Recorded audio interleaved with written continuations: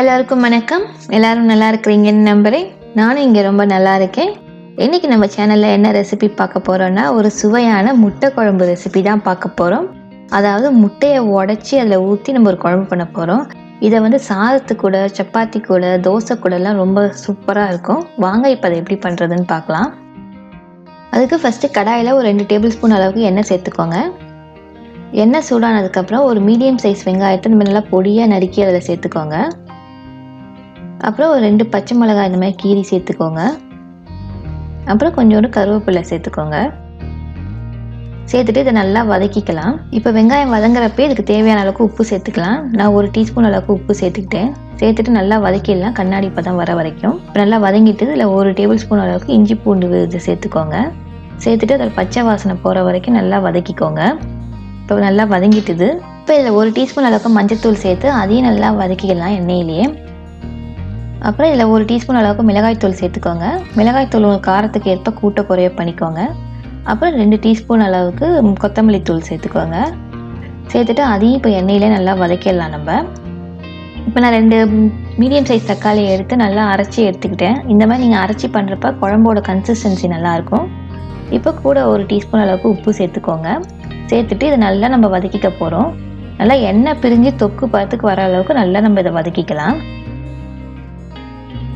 இதுக்கு ஒரு 2லேருந்து 3 நிமிஷம் ஆகும். இப்போ இந்த மாதிரி எல்லாம் எண்ணெயெல்லாம் பிரிஞ்சு வர அளவுக்கு நல்லா வதக்கிக்கோங்க. இப்போ இதில் நம்ம தண்ணி சேர்த்துக்கலாம். ஒரு 2 கப் அளவுக்கு தண்ணி சேர்த்துக்கோங்க. முட்டை குழம்பு கொஞ்சம் தண்ணியாக பண்ணுங்கள். நம்ம முட்டை உடச்சி ஊற்றுனதுக்கப்புறம் குழம்பு திக்காயிடும்.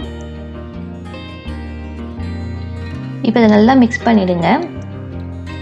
பண்ணிவிட்டு தண்ணி இன்னும் வேணால் கொஞ்சம் சேர்த்துக்கோங்க. இந்த மாதிரி நல்லா தண்ணியாக பண்ணிக்கோங்க. ஏன்னா நம்ம இதை தேங்காயும் போட போகிறோம். அதுக்கப்புறம் முட்டையை உடச்சி ஊற்றினதுக்கப்புறம் இன்னும் திக்காயிடும். இப்போ உப்பு செக் பண்ணி பார்த்துக்குங்க. உப்பு உரப்பு பத்தலைன்னா இந்த ஸ்டேஜில் நீங்கள் போட்டுக்கலாம். எனக்கு உப்பு பத்தலை, அதனால் உப்பு போட்டுக்கிட்டேன். ஸோ அதை நல்லா மிக்ஸ் பண்ணி விட்டுட்டு நம்ம மூடியை போட்டு ஒரு 5 நிமிஷத்துக்கு இதை கொதிக்க விட்டுடலாம். இது கொதிக்கிற நேரத்தில் நம்ம தேங்காய் பேஸ்ட் அரைச்சிக்கலாம். ஒரு மிக்ஸி ஜாரில் ஒரு 3 டேபிள் ஸ்பூன் அளவுக்கு துருவின தேங்காய் எடுத்துக்கோங்க. அப்புறம் 1 டேபிள் ஸ்பூன் அளவுக்கு சோம்பு சேர்த்துக்கோங்க. சோம்பு தான் இந்த முட்டை குழம்புக்கு நல்லா வாசனையாக இருக்கும். இதை நல்லா ஒரு ஃபைன் பேஸ்ட்டாக அரைச்சி எடுத்துக்கலாம். இப்போ 5 நிமிஷம் ஆகிட்டுது. நம்ம குழம்பை திறந்து பார்க்கலாம். குழம்பு நல்லா கொதிச்சிட்டுது பாருங்கள். இப்போ பாருங்கள் கொஞ்சம் திக்காகவும் ஆகிட்டுது. நம்ம இதை நல்லா மிக்ஸ் பண்ணி விட்டுடுங்க. மிக்ஸ் பண்ணிவிட்டு இதை தேங்காய் பேஸ்ட் சேர்த்துக்கலாம். உங்களுக்கு தேங்காய் பேஸ்ட்டு பிடிக்காதுன்னா நீங்கள் இந்த ஸ்டேஜில் நீங்கள் முட்டையை உடச்சி ஊற்றி நம்ம குழம்பு பண்ணிக்கலாம். அதுவும் டேஸ்ட் நல்லா தான் இருக்கும். இப்போ இதை நல்லா மிக்ஸ் பண்ணி விட்டுடுங்க. இப்போ கொஞ்சம் தண்ணி சேர்த்துக்கோங்க. குழம்பு கொஞ்சம் தண்ணியாக இருந்தால் தான் முட்டை உடச்சி ஊற்றுறதுக்கு சரியாக இருக்கும். இப்போ நல்லா மிக்ஸ் பண்ணி விட்டுட்டு ஒரு மூடியை போட்டு ஒரு 2லேருந்து ஒரு 3 நிமிஷம் அந்த தேங்காவோட சோம்போட வாசனை போகிற அளவுக்கு நம்ம கொதிக்க விட்டுடலாம். இப்போ குழம்பு ரெடி ஆகிட்டுது. நம்ம இதை மிக்ஸ் பண்ணி விட்டுட்டு நம்ம முட்டையை இதில் சேர்த்துடலாம். இப்போ முட்டையை நம்ம இதில் உடச்சி ஊற்ற போகிறோம். இப்போ முட்டை உடச்சி நீங்கள் சேர்க்குறப்ப இந்த மஞ்சக்கரு உடையாமல் பார்த்துக்கோங்க. இந்த மாதிரி உடச்சி சேர்த்துக்கோங்க. மஞ்சக்கரு உடையாமல் இருந்ததுன்னா நம்ம முட்டை குழம்பு நல்லா உருண்டை உருண்டையாக நல்லாயிருக்கும் எடுக்கிறப்போ. கொஞ்சம் இடைவெளி விட்டு விட்டு எல்லா முட்டையும் சேர்த்துங்க. நான் இன்றைக்கி ஒரு 6 முட்டை சேர்த்துருக்கேன். இதில்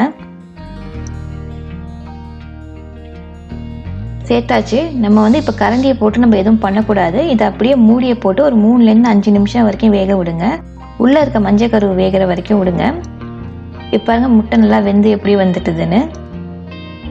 உள்ளே இருக்க மஞ்சக்கரு குக் ஆகணும். அது வரைக்கும் ஓப்பனில் ஒரு 2லேருந்து 3 நிமிஷம் வரைக்கும் வேக விடுங்க. அதுக்கப்புறமா நம்ம கொஞ்சம் கொத்தமல்லி இலைகள் சேர்த்து நம்ம அதை மிக்ஸ் பண்ணி விட்டுட்டா நம்மளோட முட்டை குழம்பு ரெடி ஆகிடும். இதை பார்த்து ஜென்டலாக பண்ணுங்கள்.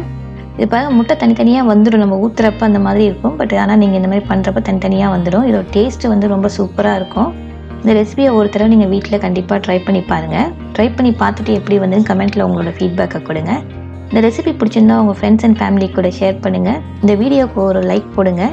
என் சேனலுக்கு இன்னும் சப்ஸ்கிரைப் பண்ணாதவங்க சப்ஸ்கிரைப் பண்ணிக்கோங்க. கூட இருக்க பெல் பட்டனையும் ப்ரெஸ் பண்ணிக்கோங்க. வாங்க நம்ம இன்னையோட குரல் என்னன்னு பார்த்துடலாம்.